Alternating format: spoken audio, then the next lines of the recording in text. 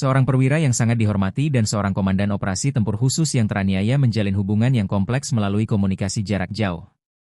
Perwira perempuan tersebut berupaya mencapai rekonsiliasi dan perlakuan yang adil bagi rekan-rekan prajuritnya yang terisolasi, yang dipaksa berperang sebagai wajib militer di medan tempur yang terpisah.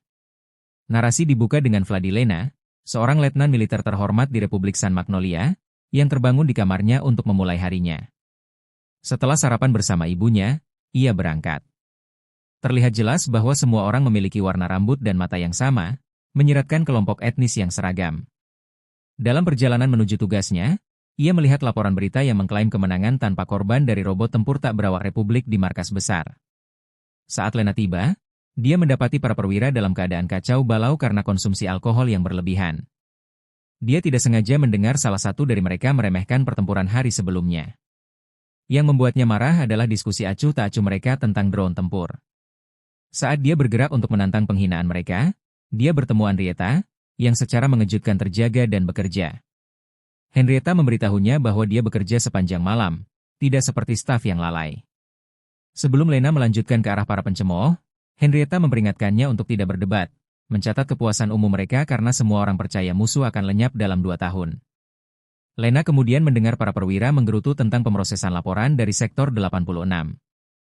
Henrietta langsung bertanya mengapa Lena tertarik pada Sektor 86. Lena tetap diam sampai gelang tangannya memancarkan sinyal, yang menunjukkan pertempuran telah dimulai. Lena menuju ke stasiun kerjanya, memantau konflik melalui data visual. Ia mengirimkan arahan taktis kepada pasukannya. Ia kesal ketika seorang bawahan menyadari bahwa ia sengaja memihak unit Sektor 86, meremehkan yang lain sebagai prosesor non-manusia. Ia kemudian terkejut dengan arahan Jenderal Jerome untuk menugaskan kembali unitnya. Jenderal tersebut menjelaskan bahwa seorang perwira di unit tersebut akan pensiun, dan ia dibutuhkan untuk mengisi kekosongan tersebut. Ketika ia mempertanyakan mengapa penggantinya belum ditunjuk untuk pangkalan yang begitu penting, Jenderal Jerome mengungkapkan bahwa ia akan dipindahkan ke garis pertahanan 1 di Sektor 1, memimpin armada ujung tombak, yang terdiri dari para pejuang dari seluruh front timur. Saat Lena meninjau dokumentasi armada, ia menyimpulkan bahwa ia kurang memenuhi syarat untuk peran senior tersebut. Jerome memujinya sebagai orang termuda yang mencapai pangkat tersebut dan menasihatinya agar tidak terlalu rendah hati. Ia merujuk pada foto mereka bersama ayahnya, menegaskan bahwa ayahnya pasti akan bangga. Ketika ditanya tentang ibunya, Margreta, Lena menyebutkan bahwa ia terus-menerus membicarakan tentang mencarikan pasangan untuknya. Ia kembali bertanya apakah ada orang lain yang bisa mengambil alih komando unit heroik tersebut. Jerome mengungkapkan bahwa mantan komandan itu disebut Sol Cacher, yang terkenal karena menghancurkan mesin musuh apapun di jalurnya. Lena heran bahwa seorang penyembuh yang mengaku menyebabkan kehancuran seperti itu pada robot, bukan sebaliknya. Jerome menjelaskan bahwa semua prajurit di unit Soul Reaper menuntut pensiun atau transfernya, dengan beberapa terdorong untuk bunuh diri. Meskipun Lena khawatir, Jerome meyakinkannya bahwa dia tidak dipaksa untuk menerima. Dia memutuskan untuk menerima tantangan itu. Dia menasihatinya bahwa hanya komunikasi standar yang diperlukan dan dia harus berhenti mencoba terikat dengan prosesor. Dia juga harus berhenti mencatat kematian dalam laporannya, karena tidak ada korban manusia resmi yang diakui di medan perang. Ketika Lena keberatan, dia membandingkannya dengan ayahnya, lalu secara resmi menunjuknya sebagai komandan unit 1 di Sektor 1, memintanya untuk segera melapor. Malam itu, Henrietta merasa aneh dengan penerimaannya terhadap posisi tersebut. Lena yakin bahwa memimpin unit pahlawan adalah suatu kehormatan. Ia meragukan laporan kematian prajurit, menyimpulkan bahwa itu hanyalah alasan yang dibuat-buat untuk menyingkirkan mantan komandan. Henrietta membalas, merinci luka tembak yang dilakukan sendiri oleh seorang prajurit Spearhead. Lena terkejut dengan gagasan bunuh diri. Henrietta memberitahunya bahwa mereka menerima penyelidikan atas masalah tersebut, mencurigai adanya masalah dengan perangkat para-raid, sistem komunikasi saraf. Ia menambahkan bahwa tidak ada kerusakan teknis yang ditemukan, menunjukkan ketidakpuasannya terhadap penanganan Sektor 86 atas kematian tersebut. Ia menunjukkan ilustrasi efek merugikan para-raid pada otak ketika data sensorik dibagikan secara bersamaan, penglihatan dan pendengaran. Ia menyarankan Lena untuk bergabung dengan penelitian dan pengembangan jika ia ingin mempelajari lebih lanjut tentang perangkat dan mesin, dengan alasan bahwa peran militernya akan berakhir dalam 2 tahun, tetapi pekerjaan Litbang akan terus berlanjut. Lena menolak gagasan itu, menyatakan bahwa mereka sedang berperang, dan ia harus memenuhi kewajibannya. Mereka menikmati kue buatan Henrietta dari bahan-bahan asli, Sebuah kemewahan di masa depan mereka yang dipenuhi makanan sintetis. Keesokan harinya, pasukan Lena mengalami kemunduran besar. Ketika ia mencoba menghubungi seorang prajurit, ia diberitahu bahwa prajurit itu telah tewas. Ia merasa malu atas kegagalan terakhirnya dalam memimpin sebelum dipindahkan ke Spearhead. Ketika ia memberitahu para pengikutnya tentang kepindahan tersebut, seorang prajurit memintanya untuk menyampaikan salam kepada Reaper. Keesokan harinya di Sektor 86, seorang prajurit bernama Shin, memeriksa buku catatannya sebelum sarapan. Ia bergabung dengan rekan-rekannya, yang terhibur oleh seorang prajurit dari sektor mereka yang mengalami gangguan mental dalam pertempuran kemarin. Shin mendengar seorang rekan yang lebih memilih mati di bawah komando malaikat maut mereka jika kematian mereka tidak dapat dihindari. Malam itu juga, mereka bertempur sengit yang berakhir dengan seorang rekan terluka. Setelah situasi stabil, Shin memeriksanya, dan mendapati dirinya di ambang kematian. Ia terpaksa memberinya pukulan terakhir. Malam itu, Shin mengukir nama temannya di sebuah bagian dari unit Juggernaut-nya untuk memperingatinya. Yang mengejutkan semua orang, komandan unit baru mereka adalah seorang wanita. Vladilena berbicara kepada mereka melalui perangkat komunikasi mereka, memperkenalkan dirinya kepada Shin sebagai komandan baru. Ia mengatakan bahwa ia adalah komandan divisi Spearfleet yang dikenal sebagai Soul Chaser, dan berharap dapat bekerja sama dengannya. Shin bertemu dengan rekan-rekannya, yang menganggap komandan baru itu berbahaya. Ia melihat mekanik Aldrich mendekat dengan marah, menuduh Shin sengaja menghancurkan kendaraan di setiap misi. Ia kekurangan suku cadang dan harus menunggu pengiriman baru. Aldrich menyarankan untuk mengambil bagian-bagian dari kendaraan seorang prajurit yang tewas. Shin tidak keberatan. Ketika Aldrich bertanya tentang rekrutan baru tersebut, Shin menjelaskan bahwa ia menelepon untuk menyambut mereka dan ingin menjaga komunikasi terbuka dengan unit tersebut. Aldrich berasumsi bahwa ia adalah seorang prajurit malang yang menderita kehidupan yang menyedihkan, karena ini adalah perilaku yang sangat tidak biasa bagi seorang prajurit Republik yang terhormat.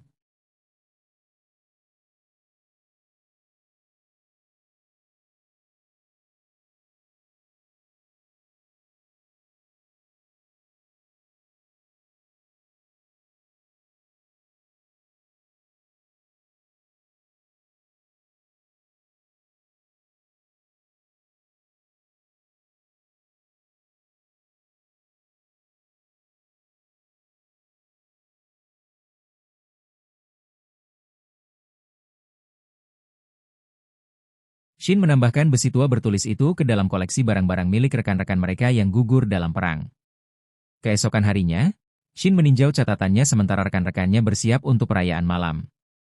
Mereka tiba-tiba menerima peringatan bahwa pasukan musuh sedang mendekat dan mereka akan menghadapi badai elektromagnetik yang akan menyebabkan kerusakan radar dalam 2 jam. Mereka memutuskan untuk kembali.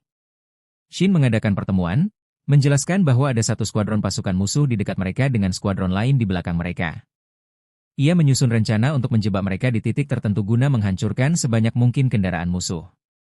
Saat mereka bersiap melaksanakan rencana, Vladilena menghubungi mereka dan menginstruksikan mereka untuk menghadapi pasukan yang menuju ke arah mereka. Ia terkejut karena Shin dan teman-temannya sudah bergerak dengan rencana untuk menjebak mereka. 2 jam kemudian, kendaraan musuh yang dikenal sebagai Groove Knights tiba. Menyadari musuh mereka menghadapi pertempuran dengan serius, menunggu saat yang tepat. Mereka akhirnya dikepung oleh Spearheads, yang menembakkan rentetan peluru dan roket ke arah mereka. Shin mengarahkan rekan-rekannya selama pertempuran. Dia memerintahkan mundur setelah melihat pesawat tempur mulai menembakkan rudal ke arah mereka. Kemudian, Vladilena mengiriminya lokasi pesawat di sekitar mereka sehingga mereka dapat menghindarinya. Dia mengatakan padanya untuk tetap berkomunikasi secara verbal selama pertempuran, karena mengirim data dapat dengan mudah mengungkapkan lokasi mereka. Ketika Riden berkomentar bahwa ada banyak musuh kali ini, Shin mengatakan kepadanya untuk menganggapnya sebagai perjalanan berburu dan menikmati mengalahkan mereka. Vladilena terkejut melihat gerakan Shin ke arah musuh, saat dia bergegas ke arah mereka tanpa ragu-ragu dan dengan mudah menghindari serangan mereka. Dia menghancurkan kendaraan satu persatu, bergerak dengan kelincahan dan kecepatan. Vladilena menyadari betapa kuatnya dia. Dia berhasil menghilangkan sejumlah besar tentara musuh, dan unit Spearhead menang dalam pertempuran pertama mereka setelah Vladilena bergabung dengan mereka. Di sisi lain, Vladilena pergi ke ruang kuliah dan tidak dapat menahan diri ketika profesor memberitahu para mahasiswa bahwa tidak ada korban di pasukan mereka sejak menggunakan drone. Dia memberitahu mereka sejarah negara yang sebenarnya dan menceritakan bagaimana tentara Republik telah dihancurkan 9 tahun yang lalu dalam 2 minggu, yang mendorong pemerintah untuk mengambil 2 keputusan, untuk menarik semua warga negara ke 85 distrik administratif dan untuk menetapkan undang-undang untuk menjaga perdamaian di masa perang.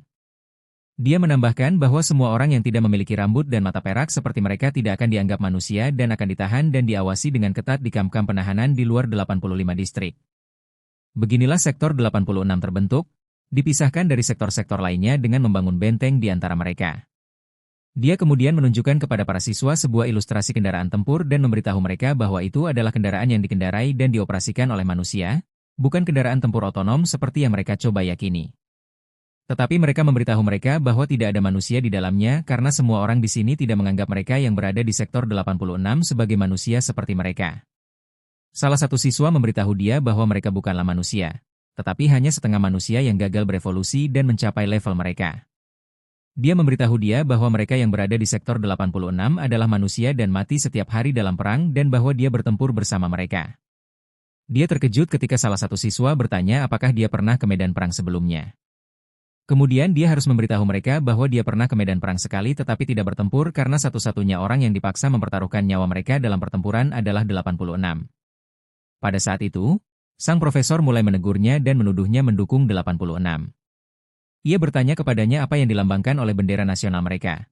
Dan ketika ia menjawab bahwa itu melambangkan kebebasan, kesetaraan, persaudaraan, keadilan, dan kemuliaan, ia bersikeras bahwa ini berlaku untuk manusia dan bukan untuk mereka yang tergabung dalam 86. Ia memintanya untuk tidak mengungkapkan informasi palsu kepada para mahasiswanya. Namun, ia bersikeras memberitahu mereka bahwa anggota 86 adalah manusia seperti mereka, usia yang berbeda, tetapi mereka tidak menikmati kemewahan yang mereka miliki dan tidak diizinkan untuk melihatnya. Setelah itu, dia pergi menemui Henrietta, ia mengatakan kepadanya bahwa dia mungkin akan dihukum atas apa yang dia katakan kepada para siswa, tetapi dia tidak peduli karena dia yakin Jerome akan mengurusnya. Dan sudah terlambat untuk mengubah kesalahan negara mereka. Ketika ditanya tentang pertemuan pertamanya dengan pengumpul jiwa, dia mengatakan kepadanya bahwa mereka berkomunikasi terus-menerus dan berbicara tentang banyak hal dan dia merasa bahwa hati mereka terhubung meskipun mereka terpisah. Kemudian dia mulai mengingat kualitas yang membuatnya terkesan tentang dia dan mengatakan bahwa dia tidak tampak menakutkan seperti yang dikabarkan. Henrietta memperhatikan detak jantungnya meningkat saat dia berbicara tentang Shen.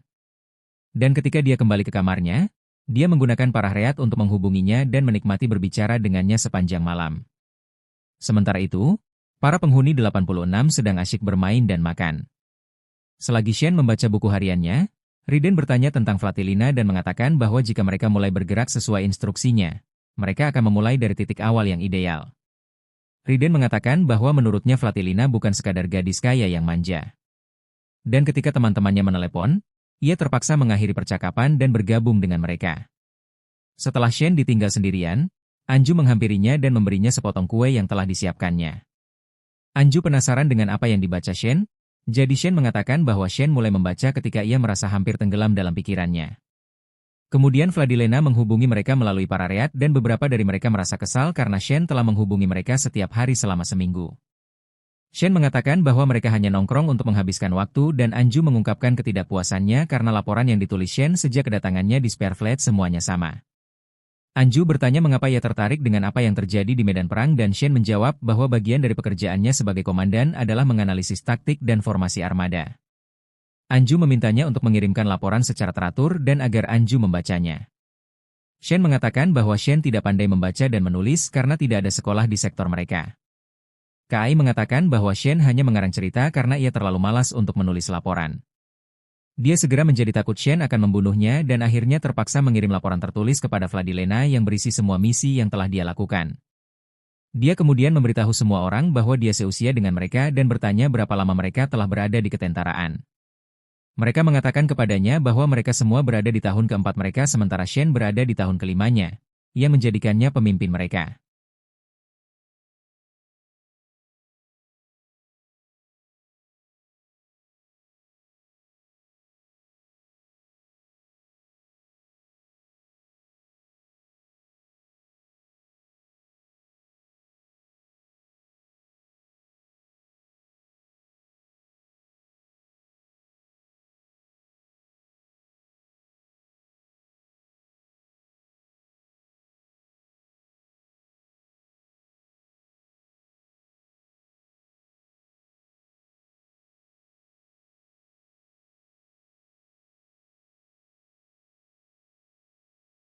Ketika dia bertanya apakah dia memiliki aspirasi setelah masa tugasnya berakhir, dia mengatakan kepadanya bahwa dia belum memikirkannya.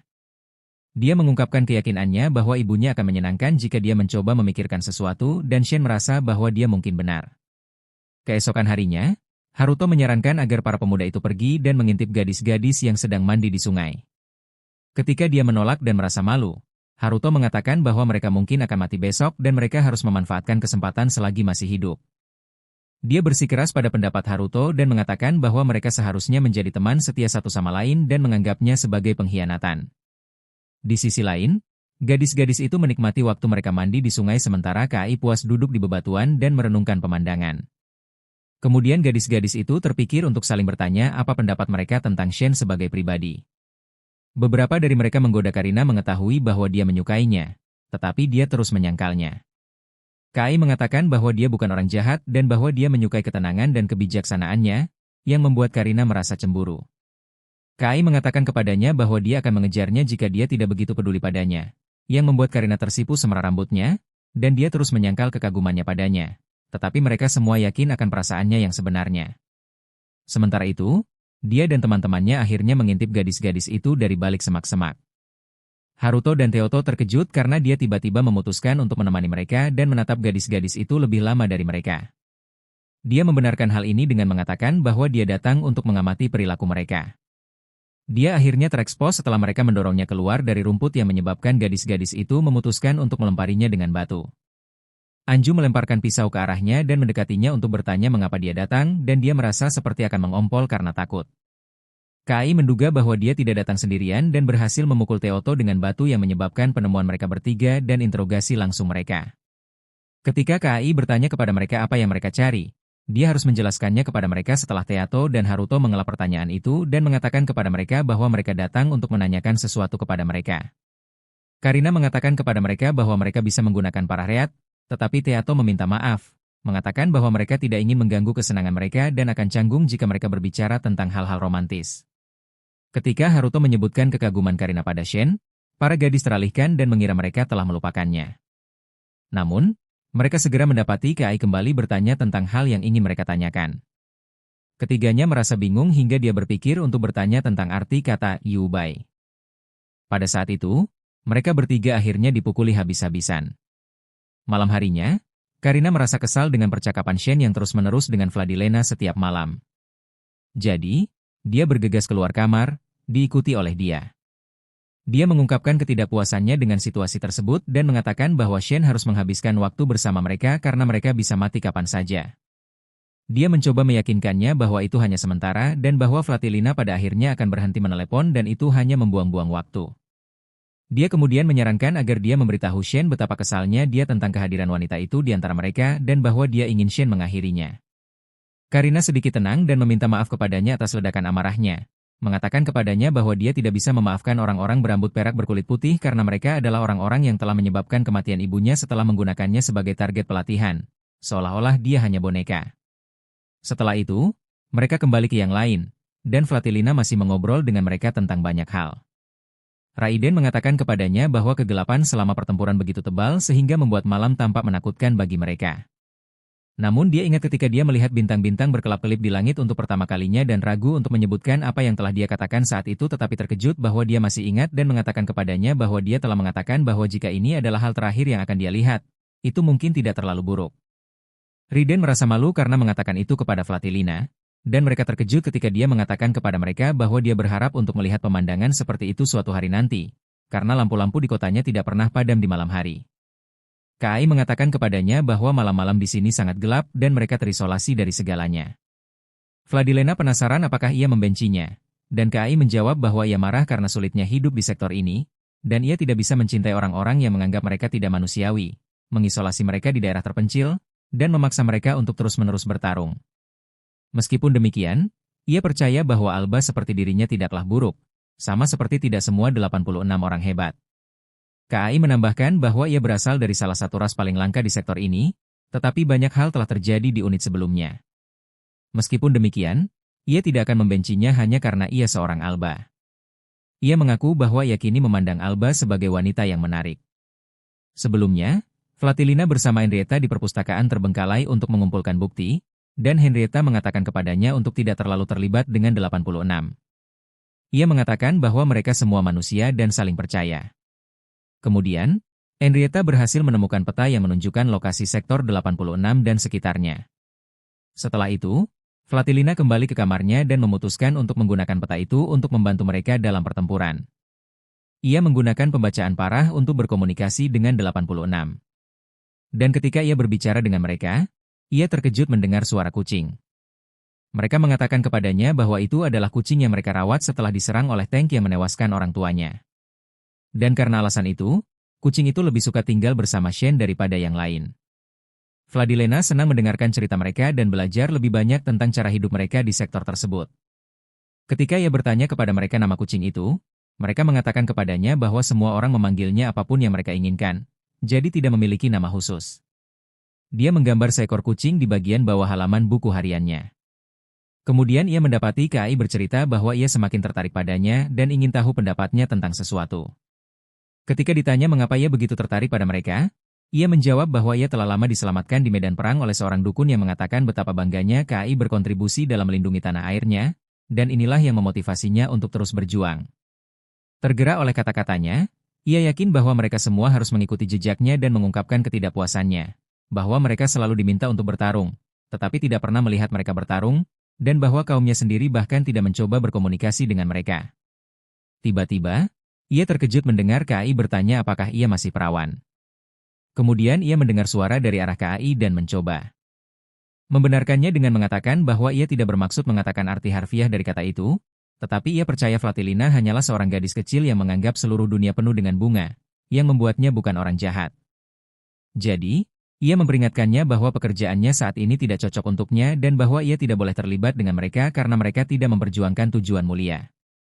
Ia kemudian menasihatinya untuk tidak berbicara dengan mereka lagi dan mencoba mencari seseorang untuk menggantikannya sebelum ia menyesalinya. Beberapa hari kemudian, mereka berada di tengah pertempuran. Dan sementara Flatilina mencoba membantu mereka dengan informasi, dia menemukan bahwa mereka telah merencanakan untuk menyerang musuh. Jadi, dia hanya menonton. Kemudian, dia menyarankan agar mereka membuat pengalihan dengan meminta salah satu dari mereka pindah ke titik lain yang dekat dengan mereka untuk mengalihkan perhatian musuh, tetapi dia terkejut ketika Riden mengatakan kepadanya bahwa dia ingin mereka menggunakan salah satu dari mereka sebagai umpan, dan dia menemukan bahwa itu bukan ide yang buruk. KAI menduga bahwa dia telah memperoleh peta baru. Jadi, Flatilina berpikir untuk mengirimkannya kepada mereka. Ketika mereka terkejut bahwa dia tidak keberatan mengirimkan informasi rahasia tersebut kepada mereka, dia mengatakan kepada mereka bahwa akan sia-sia jika mereka tidak menggunakannya. Saat ia sedang berbicara, mereka mulai bertempur melawan musuh. Flatilina mengamati peta untuk melacak pergerakan mereka dan tiba-tiba melihat KAI sedang menuju untuk menyerang kendaraan musuh secara langsung. Sebelum ia sempat memperingatkan KAI untuk tidak pergi ke area itu, kendaraan KAI hancur dan hal terakhir yang ia dengar darinya adalah bahwa ia tidak bisa bergerak dan tidak ingin mati saat musuh mendekatinya. Setelah kematian KAI dan berakhirnya pertempuran, Flatilina menyalahkan dirinya sendiri dan berharap ia menemukan peta itu lebih awal. Ia meminta maaf kepada mereka atas apa yang telah terjadi, tetapi ia terkejut ketika mereka mengatakan bahwa orang-orang seperti dirinya tidak peduli dengan kematian salah satu dari mereka dan akan segera melupakannya saat makan malam karena mereka tidak punya banyak hal untuk dilakukan di sini. Mereka menuduhnya munafik. Kemudian Theoto melampiaskan amarahnya dan mengatakan bahwa orang-orang seperti dirinya akan terus memperlakukan mereka seperti sampah dan tidak mengakui mereka sebagai manusia, melainkan menganggap mereka lebih rendah. Ia mengatakan bahwa memperlakukan mereka dengan baik dan berkomunikasi dengan mereka setiap hari tidak akan mengubah kenyataan karena ia bahkan tidak repot-repot menanyakan nama asli mereka. Ia mengatakan bahwa mereka tidak bertempur di medan perang atas kemauan mereka sendiri, tetapi karena rasnya telah memaksa mereka untuk menghadapi kematian setiap hari. Setiap kata yang diucapkannya semakin mencabik-cabik hati Flatilina dan membuatnya menyadari betapa besar kebencian yang mereka pendam terhadapnya dan leluhurnya. Saat Theoto sedang melampiaskan amarahnya, Riden menghentikannya dan menyuruh Flatilina untuk mengakhiri panggilan karena mereka sedang tidak ingin berbicara baik-baik dengannya. Theoto akhirnya menyalahkan dirinya sendiri atas kematian KAI. Keesokan harinya, sisanya kembali ke kegiatan sehari-hari mereka sementara Theoto tetap teralihkan. Yang lain memperhatikan bahwa ia telah menggambar seekor rubah dengan raut wajah marah. Jadi Karina bertanya apakah ia kesal tentang apa yang ia katakan kepada Flatilina sebelumnya, tetapi ia pura-pura tidak peduli. Ia akhirnya diserang oleh Karina, Anju, dan Rhea, yang mengambil mantelnya. Anju kemudian memperbaiki kancing yang jatuh selama pertempuran, sementara dia mengatakan kepadanya bahwa ia telah bertindak tidak seperti biasanya kemarin ketika ia melampiaskan amarahnya pada Vladilena, mengingatkannya pada pemimpin rubah. Anju kemudian mengaku bahwa mereka semua iri karena ia berhasil bertemu seseorang seperti dia dan menjadi penting baginya, karena ia tidak menganggap siapapun yang termasuk dalam Alba berharga baginya. Setelah itu, Teato pergi ke bengkel dan mendapati Shen sedang memperbaiki kendaraannya. Terlintas dalam benaknya untuk bertanya apa yang akan dikatakan komandan rubah itu kepada Vladilena seandainya ia berada di tempatnya. Namun, ia memutuskan untuk membiarkannya begitu saja sebelum mendengar jawaban Shen dan mengatakan bahwa babi hutan putih itu tidak akan berkomunikasi dengan mereka lagi. Shen mengatakan kepadanya bahwa komandan rubah itu tidak akan mengatakan hal itu dan tahu betul bahwa itulah yang ia yakini jauh di lubuk hatinya, yang membuat Teato merasa malu. Pada malam harinya, Shen pergi ke kamarnya dan menulis nama KAI dengan korban perang dan bertanya-tanya apakah Vladilena ingin mengatakan sesuatu kepadanya. Keesokan harinya, Vladilena pergi menemui Henrietta dan ketika ia menceritakan apa yang terjadi kemarin, ia mengatakan bahwa mereka harus menerima kenyataan bahwa mereka hidup di dunia mereka sendiri. Namun Vladilena merasa bahwa ia tidak akan pernah memaafkan dirinya sendiri jika ia berpikir untuk bertindak seperti itu. Henrietta mengatakan kepadanya bahwa tidak mungkin untuk berpikir pergi ke sektor 86 dan berkelahi dengan mereka dan bahwa yang harus ia lakukan sekarang adalah memanjakan dirinya sendiri ketika ia mengatakan bahwa ia telah membuat kue kesukaannya. Vladilena mengatakan kepadanya bahwa ia sedang tidak ingin makan yang manis-manis. Henrietta terkejut bahwa ia menganggap tidak menanyakan nama asli mereka adalah masalah besar karena mereka tidak perlu tahu identitas mereka karena mereka tidak akan pernah bertemu dengan mereka. Vladilena mengatakan kepadanya bahwa ia tahu namanya karena mereka adalah teman dan bahwa nama seseorang mengekspresikan identitas mereka, yang membuatnya menyadari bahwa ia tidak memperlakukan mereka seperti manusia selama ini. Henrietta mengatakan kepadanya bahwa dia bereaksi berlebihan dan bahwa dia dan anggota 86 bukanlah teman dan bahwa jika dia benar-benar menganggap mereka sebagai manusia, dia akan menanyakan nama asli mereka ketika dia pertama kali berkomunikasi dengan mereka. Dia menasihatinya bahwa sekarang adalah waktu yang tepat untuk berhenti mendekati mereka. Vladilena merasa kesal karena dia menentang mereka begitu keras. Jadi dia mengatakan kepadanya bahwa dia tidak punya pilihan lain karena mereka berbeda dari mereka dalam banyak hal sehingga terlibat dengan mereka dengan cara apapun akan menyebabkan penyesalan. Kemudian dia menambahkan bahwa perang telah dimulai dan mereka tidak bisa lagi mundur. Dia menyarankan agar dia kembali ke lab dan berhenti memimpin unit untuk sementara waktu tetapi Vladilena menolak dan meninggalkan lab dengan marah. Dalam perjalanannya, ia teringat saat ia pergi bersama ayahnya, Falk, ke medan perang. Saat mereka terbang dengan helikopter, mereka tiba-tiba diserang oleh kendaraan 86. Saat itu, suara pamannya, Jerome, membuyarkan lamunannya, dan ia mengatakan bahwa ia tak bisa berhenti memikirkan apa yang telah terjadi. Ia menambahkan, meskipun sedih atas apa yang menimpa ayahnya, ia bahagia karena dapat melihat sektor 86 dengan mata kepalanya sendiri, yang memungkinkannya untuk tetap berpegang teguh pada nilai-nilai yang telah ditinggalkan negaranya. Jerome mengatakan bahwa ayahnya adalah orang baik yang bercita-cita menjadikan negaranya tempat yang lebih baik. Ia kemudian mengungkapkan rasa malunya karena telah gugur di tangan musuh hari itu. Namun pada akhirnya, ia hanyalah seorang pengamat, sesuatu yang tidak disadari Val sebelum kematiannya. Karena secara tidak sadar ia merasa bahwa hanya anggota sektor 86 yang gugur di medan perang, itulah sebabnya ia membawanya ke sana. Jerome mengungkapkan keinginannya agar Vladilena tidak menjadi seperti dirinya dan mengatakan kepadanya bahwa ia melakukan pekerjaan dengan baik dan bahwa ia bertanggung jawab menugaskannya untuk memimpin unit yang sulit karena ia ingin Vladilena mengalami sendiri realitas orang-orang ini. Tetapi ia tidak lagi berkewajiban untuk melakukannya. Vladilena menolak untuk melepaskan jabatannya dan ingin terus bekerja sebagai kepala unit spare fleet. Jerome menatapnya dan bertanya apakah ia masih menjunjung tinggi nilai-nilai yang diperjuangkan negara mereka. Ia mengatakan kepadanya bahwa nilai-nilai dianggap sebagai nilai karena tidak dapat dicapai dan bahwa mengejarnya meskipun mengetahui fakta ini adalah tindakan bodoh. Setelah itu, Vladilena pergi, pulang dengan perasaan kehilangan dan memikirkan perkataan Teato. Merasa terbebani, ia bergegas ke pemakaman korban perang secepat mungkin dan memutuskan untuk menelepon Shen. Ketika Shen menjawab panggilannya, ia meminta maaf atas apa yang terjadi kemarin dan sebelumnya. Kemudian ia menyebutkan nama lengkap aslinya dan memintanya untuk menyebutkan nama mereka. Shen mengatakan bahwa ia tidak perlu marah dengan perkataan Teato karena perkataannya tidak mewakili keyakinan semua orang karena mereka tahu bahwa ia tidak memaksakan situasi ini kepada mereka dan tidak dapat menyelesaikannya sendiri. Vladilena mengatakan bahwa tidak sopan berkomunikasi dengan mereka tanpa mengetahui nama mereka.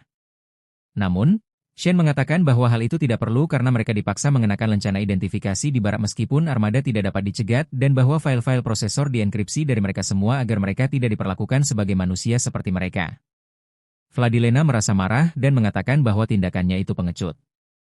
Ia mengaku sempat berpikir untuk kabur, tapi tak ingin menjadi pengecut selamanya. Ia memohon agar Shen memberitahukan nama asli mereka, dan Shen tak punya pilihan selain mengabulkan permintaannya. Ia pun mulai menuliskan nama mereka di buku catatannya. Setelah dia selesai menuliskan nama semua orang, dia mendengar suara gemerisik yang datang darinya.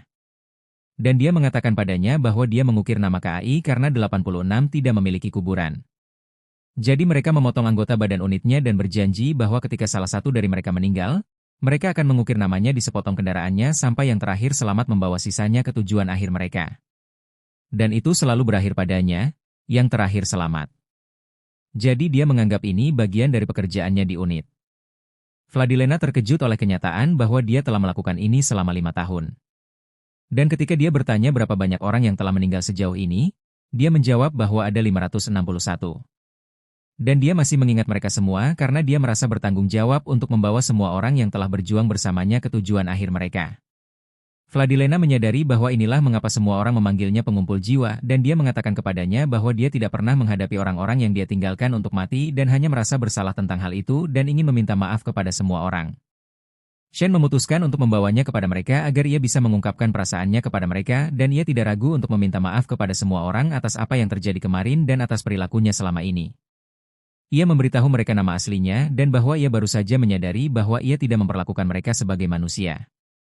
Ketika ia meminta mereka untuk memberitahu nama asli mereka, Theodo merasa marah dan menganggapnya menjengkelkan karena Shen sudah memberitahunya nama mereka. Tetapi ia mengatakan kepadanya bahwa ia ingin mereka memberitahunya sendiri. Ia menyalahkan Shen karena tidak diam, meskipun Shen tahu betul bahwa ia menyesali cara ia mengatakannya. Theodo terpaksa memberitahunya bahwa emblem di kendaraannya adalah rubah tertawa dan bahwa ia mendapatkannya dari mantan komandannya, yang rasnya sama dengan Shen. Ia menambahkan bahwa terlepas dari kekuatannya, ia adalah orang yang ceria dan bersemangat sampai-sampai bodoh dan ia percaya bahwa melawan anggota 86 sendirian adalah salah. Jadi ia kembali ke medan perang dengan para pengawalnya, tetapi mereka akhirnya mati.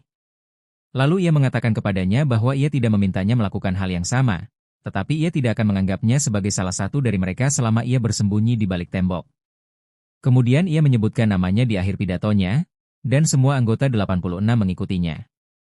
Ketika giliran Riden tiba, ia meminta maaf karena sebelumnya mereka mengira komunikasi sehari-hari Riden seperti orang suci atau munafik.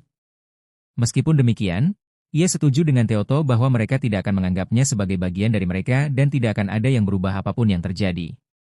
Riden mengungkapkan keinginan mereka untuk terus mengobrol dengannya demi mengisi waktu ketika ia menyarankan Theodo untuk mencari pekerjaan lain selain memimpin unit mereka.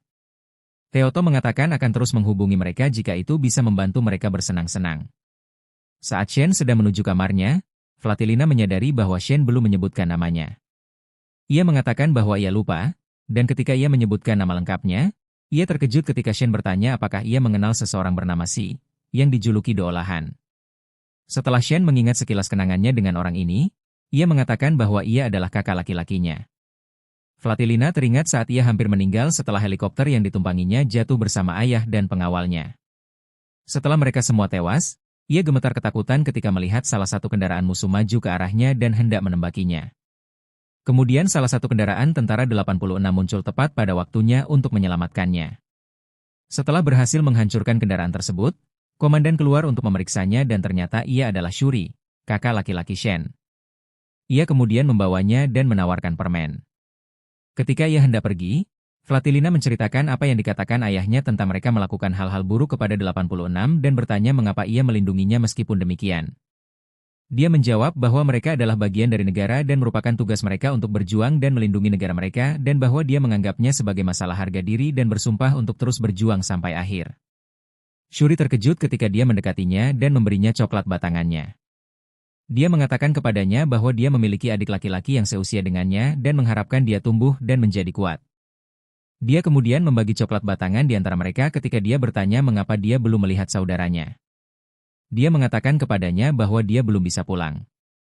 Kemudian dia membawanya ke dalam kendaraannya dan memperkenalkan dirinya kepadanya, mengatakan kepadanya bahwa dia dan saudaranya berasal dari negara tetangga yang disebut Kekaisaran Guyat, yang merupakan negara yang membangun armada. Dia penasaran untuk bertanya kepadanya apakah dia tidak takut berperang. Dan dia mengatakan kepadanya bahwa dia tidak dapat terus hidup kecuali dia bertarung dan bahwa dia tidak ingin mati karena dia ingin melihat Shen. Ketika Vladilena kembali ke dunia nyata, ia bertanya kepada Shen apa yang sedang dilakukan saudaranya. Shen pun memberitahu bahwa saudaranya telah meninggal 5 tahun yang lalu. Kemudian, ia mengatakan bahwa ia ingat ada sesuatu yang harus ia lakukan setelah meninggalkan militer, yaitu menemukan sesuatu yang telah ia cari selama 5 tahun. Keesokan harinya, Vladilena sedang dalam perjalanan ke tempat kerja ketika ia bertemu dengan Henrietta, yang kali ini mengenakan seragam militernya. Mereka menghabiskan waktu makan kue setelah tiba seperti biasa. Kemudian Henrietta menyarankan agar mereka pergi berbelanja gaun untuk pesta minggu depan bersama. Vladilena ingat bahwa ia harus menghadiri pesta meskipun ia agak sibuk. Jadi, Henrietta mengatakan kepadanya bahwa ia tidak bisa hadir akhir-akhir ini dan menyarankan agar ia meminta salah satu pria untuk menemaninya, terutama karena ia mendengar bahwa ia telah bertemu dengan salah satu dari mereka. Henrietta mengatakan kepadanya bahwa ia adalah seorang anak laki-laki berusia 5 tahun. Ketika Vladilena melihat ke dinding, ia melihat bahwa Henrietta telah mengunggah foto-foto calon pasangannya yang telah ia tolak. Ia bertanya mengapa, dan Henrietta menjawab bahwa timnya melakukannya sebagai lelucon. Kemudian ia memperhatikan bahwa wajah Vladilena telah memucat, jadi ia ingin memastikan bahwa ia baik-baik saja dan memperingatkannya terhadap penggunaan parareat yang berlebihan karena berbagi data sensorik dapat menyebabkan gangguan otak. Vladilena memberitahunya bahwa ia menghabiskan malam menganalisis data pertempuran. Maka Henrietta mengulangi bahwa tidak ada gunanya menawarkan jasanya kepada anggota 86. Setelah meninggalkan lab Henrietta, ia menghubungi Shen dan mengatakan bahwa ia tidak ingin pergi ke pesta karena takut terjadi pertempuran. Shen mengatakan bahwa mereka akan baik-baik saja. Dan ketika ia mengungkapkan keterkejutannya bahwa negaranya mengadakan pesta selama masa perang, Shen mengatakan bahwa tidak ada yang terjadi di dalam tembok yang memengaruhi mereka. Shen mengungkapkan rasa terima kasihnya atas bantuannya dalam memberikan analisis musuh, tetapi mengatakan bahwa ia tidak boleh menghabiskan waktu pribadinya untuk melakukannya karena ia akan berakhir seperti Shen jika ia menghabiskan waktunya terus-menerus berfokus pada medan perang. Vladilena memutuskan untuk mengikuti sarannya dan sedikit bersenang-senang. Ketika Shen bertanya apakah pesta itu untuk Festival Revolusi, ia bertanya-tanya bagaimana Shen tahu tentang itu. Shen menjawab bahwa ia ingat menonton kembang api saat kecil di taman dengan air mancur di depan istana. Vladilena melirik keluar jendela dan melihat istana yang dimaksud. Bertanya apakah dia pernah tinggal di sektor 1 saat kecil. Dia mengatakan bahwa dia hanya ingat pergi kemana-mana dengan saudara laki-lakinya dan tidak ingat wajah atau suara anggota keluarganya. Dia mengatakan bahwa Shuri sangat peduli padanya dan ingin pulang untuk tinggal bersamanya. Saat berbicara dengannya, dia terkejut melihat 2 kekasih berciuman di dekatnya. Dia tersipu malu dan berlari cepat ke kamarnya. Kemudian dia terkejut ketika Shen mengatakan kepadanya bahwa dia akan membuat beberapa persiapan dengan teman-temannya karena mereka harus bertarung dalam pertempuran kejutan segera. Dia bergegas kembali ke kamar merasa bingung karena dia belum menerima peringatan tentang pertempuran yang akan datang. Ketika dia bertanya kepadanya bagaimana dia tahu, dia mendengar keributan dan mendapati dia memintanya untuk mengakhiri panggilan karena ada banyak kambing hitam kali ini. Dia tidak mengerti apa yang dia maksud dan dia mengatakan kepadanya bahwa dia akan menjelaskannya nanti. Dia menolak untuk mengakhiri panggilan karena dia tidak akan tahu apa yang akan terjadi pada mereka tanpa pembacaan parah. Dia mengatakan kepadanya bahwa dia telah memperingatkannya sebelumnya dan tidak bisa berbuat lebih banyak. Ketika dia mulai menyerang musuh sendirian, Vladilena terkejut mendengar jeritan dan teriakan minta tolong bergema terus-menerus, yang membuatnya takut. Dia tidak tahan sampai dia ingat Kai mengatakan kata-kata terakhirnya. Setelah itu, dia pulang ke rumah dengan perasaan lemah karena efek pembacaan parah di otaknya. Ketika ia berpikir untuk menggunakannya lagi, suara-suara itu kembali merayapi kepalanya, disertai kilasan-kilasan kenangan yang tak diketahui, dan semuanya terhenti ketika Kai berteriak bahwa ia tak ingin mati. Berakhirlah Vladilena yang menatap bayangannya di kaca balkon, merasa malu. Di sisi lain, ternyata kendaraan musuh menggunakan frekuensi suara mayat yang diperoleh dari anggota 86 untuk mengalihkan perhatian mereka. Selama pertempuran, Shen terkejut mendengar suara Kai di antara mereka karena ia telah membakar tubuhnya sehingga ia tidak bisa mendapatkannya. Setelah itu, anggota 86 berhasil mengalahkan musuh. Dan setelah kembali ke markas, Raiden mengatakan bahwa ia merasa seolah-olah semua orang akan kehilangan kesadaran karena kelelahan dan menduga bahwa mereka merasa kesepian karena Vladilena tidak menghubungi mereka setelah mendengar suara-suara itu dan berharap bahwa ia tidak akan menghubungi mereka lagi. Tetapi ia segera terkejut mendengar Shen berbicara kepadanya, dan ia meminta maaf kepadanya karena kehilangan kendali atas dirinya sendiri hari itu. Ketika ia bertanya tentang suara-suara yang didengarnya, Shen mengatakan kepadanya bahwa itu adalah suara-suara hantu yang telah mati tetapi masih ada dan ia percaya bahwa ia akan mati suatu hari nanti. Itulah sebabnya ia dapat mendengar suara-suara itu. Ia menambahkan bahwa musuh mereka adalah pasukan yang kalah tanpa alasan untuk hidup setelah kekaisaran mereka menghilang. Ia kemudian menyadari bahwa alasan ia tahu kapan armada akan tiba adalah karena ia bisa mendengar mereka. Ia mengatakan bahwa ia selalu mendengar mereka bahkan saat tidur. Ia bertanya-tanya apakah ia bisa mendengar mereka sekarang dan seberapa jauh mereka. Ia menjawab bahwa ia tidak tahu jarak pastinya, tetapi ia mengetahui setiap armada di balik perbatasan bekas Republik dan bahwa ia telah terbiasa dengan suara-suara ini karena sudah berlangsung lama. Dia kemudian bertanya apakah pemerintah memperkirakan perang akan berakhir dalam 2 tahun karena Teoto telah mendengar informasi ini dari mantan komandan mereka dan juga tahu bahwa armada memiliki penghitung waktu yang akan habis dalam 2 tahun. Dia mengatakan kepadanya bahwa unit pemrosesan pusat musuh dirancang berdasarkan otak manusia yang berarti akan berhenti bekerja dalam 2 tahun. Dia menduga bahwa mereka mungkin perlu mengganti desain dengan yang lain menggunakan bahan-bahan yang tersedia di medan perang, seperti otak manusia yang telah mati. Kemudian dia mengatakan kepadanya bahwa sistem saraf musuh lebih maju daripada makhluk lainnya. Jadi mengubur mayat 86 dilarang sehingga otak mereka membusuk dan musuh tidak dapat memperolehnya. Namun, mereka dapat mengambil otak KAI dan membuat salinannya seperti sebelum kematian mereka. Vladilena menyadari bahwa ini adalah yang disebut kambing hitam, kendaraan musuh yang bersembunyi di antara kendaraan biasa dan membuat suara-suara hantu. Shen mengatakan kepadanya bahwa mereka telah menjadi hal yang biasa sekarang, yang membuat mereka rentan kalah perang sebelum akhir 2 tahun karena armada yang membawa desain baru tidak akan berhenti bekerja. Dia bertanya tentang anggota 86 dan Shen mengatakan kepadanya bahwa hanya anak-anak yang bertempur bersamanya yang tersisa, meyakinkannya bahwa mereka semua akan segera mati. Dia bertanya kepadanya apakah orang-orangnya akan pergi berperang ketika itu terjadi. Vladilena tidak dapat menjawab karena dia tidak dapat memahami gagasan bahwa perang masih berlanjut, dan dia mengatakan kepadanya bahwa armada musuh telah berkurang setengahnya dibandingkan tahun-tahun sebelumnya. Dia mengatakan kepadanya bahwa ini hanya armada yang dapat mereka pantau, tetapi ada lebih banyak lagi di belakang tentara.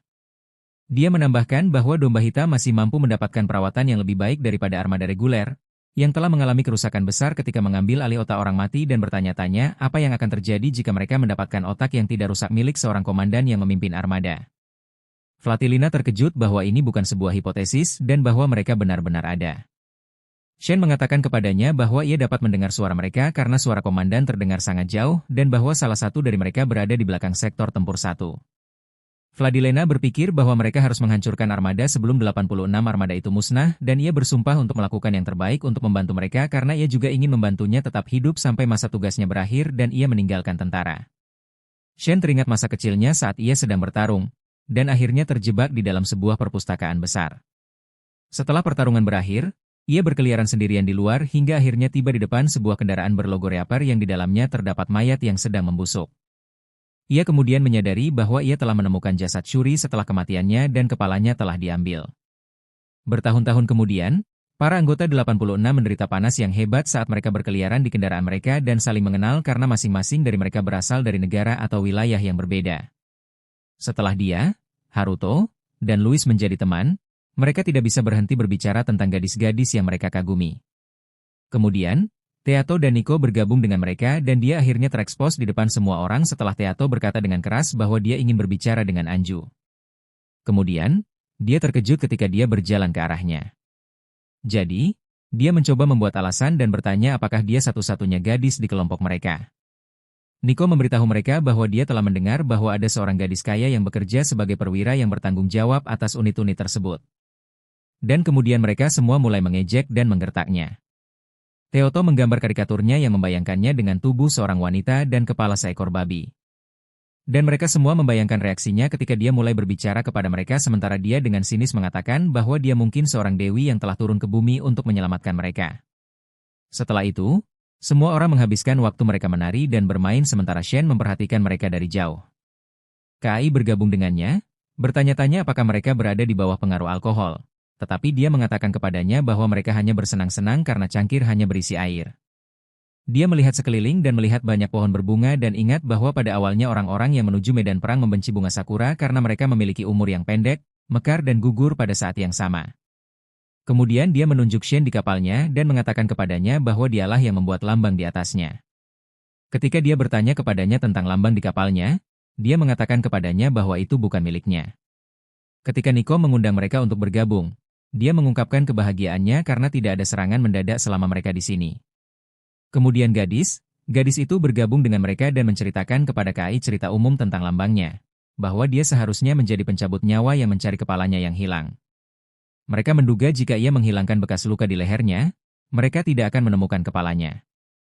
Lalu mereka semua mengatakan kepadanya bahwa mereka menantikan untuk bekerja dengannya sebagai pemimpin mereka. Raiden mengatakan kepadanya bahwa ia telah dikenal luas di antara semua orang.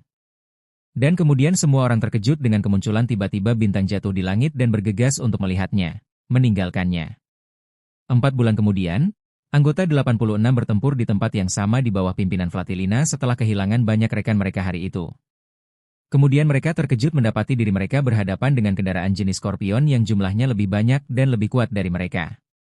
Meskipun demikian, mereka terus melawan mereka. Namun, mengikuti rencana Flatilina, kendaraan Rhea rusak parah di tengah pertempuran, memaksa dia mempertaruhkan nyawanya sendiri untuk menyelamatkannya. Namun, dia akhirnya jatuh setelah kendaraannya hancur. Dia merasa bahwa dia berada di ambang kematian setelah sekelompok robot kecil yang terbakar melompat ke arahnya dan amunisinya habis. Sebelum dia bisa menyelesaikan kalimat terakhirnya, robot-robot itu menyebabkan ledakan keras di kendaraannya. Sekarang, di sisi lain, Rhea berjuang sampai nafas terakhir dan mencoba menembak kendaraan musuh dengan pistolnya. Ketika dia menyadari bahwa kematiannya tidak dapat dihindari, dia memutuskan untuk mengakhiri hidupnya sendiri dan mengatakan kepada Shen bahwa dia akan bergantung padanya untuk terus berjuang sampai akhir. Shen dan rekan-rekannya yang tersisa terus berjuang meskipun kehilangan teman-teman mereka. Setelah perang berakhir di pagi hari, Shen meminta Flatilina untuk mengakhiri panggilan karena ia akan menembak dia sebelum ia berubah menjadi monster. Flatilina menolak untuk mengakhiri panggilan dan mengatakan kepadanya bahwa itu adalah tugasnya sebagai pemimpin untuk tetap bersama mereka sampai akhir. Setelah memberi dia belas kasihan untuk membunuh, ia terkejut mendengar suara di dekat kendaraannya. Setelah kembali ke markas, semua orang memperhatikan bahwa Anju tidak sehat, tetapi ia berpura-pura kuat di depan mereka. Di malam hari, Shen dan Raiden sedang membicarakan hal itu, dan Shen mengatakan kepadanya bahwa itu hanya masalah waktu sebelum semua orang mati. Raiden bertanya-tanya apakah ia berniat untuk terus berjuang, bahkan jika ia adalah orang terakhir yang selamat untuk memenuhi impiannya membangun makam untuk saudaranya. Shen mengatakan kepadanya bahwa ini adalah satu-satunya yang bisa ia lakukan setelah saudaranya menolak untuk memaafkannya sebelum ia meninggal. Raiden kemudian menyadari bahwa ia masih terobsesi dengan kepala saudaranya, sementara Shen memasuki kamarnya dan mengukir nama-nama rekan-rekannya yang telah meninggal hari itu untuk bergabung dengan yang lain. Lalu ia teringat suara yang didengarnya setelah dia mengakhiri hidupnya. Suara Shuri yang terus menyalahkannya atas semua yang telah terjadi. Dan ia teringat saat ia mengalungkan tangannya di leher dia semasa kecil, mengatakan bahwa ia adalah penyebab kematian orang tua mereka dan bahwa ia juga akan menjadi penyebab kematiannya. Keesokan harinya, Flatilina sedang menikmati kue ulang tahun buatan Henrietta. Kemudian ia memberinya hadiah kecil.